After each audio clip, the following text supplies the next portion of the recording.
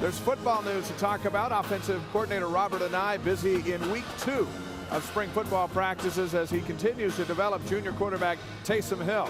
As BYU TV's Christy Jacinto reports, a relatively young group of quarterbacks seems to be progressing quite nicely. I think as a quarterback, you can always get better at your decision making, your timing.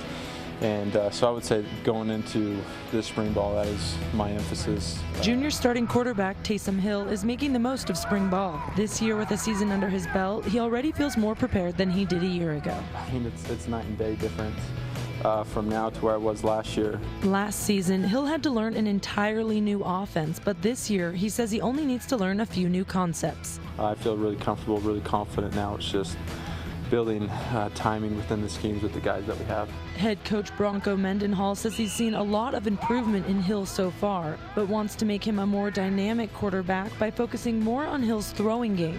Hopefully that won't diminish his ability to run with it, which I don't think it will. One big area of concern at quarterback is depth.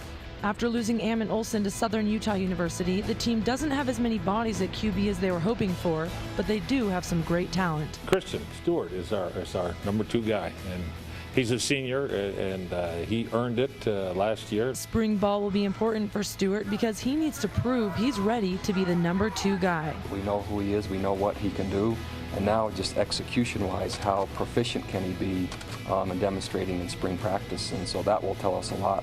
Anae says Billy Green is listed as their number 3 quarterback, and he'll also need a solid spring to show he can keep up with the other quarterbacks. The coaches say they haven't recruited any other quarterbacks for 2014, so they hope Hill, Stewart, and Green can prove they're ready for the workload by the end of spring ball on April 4th. Christy Jacinto, BYU TV Sports.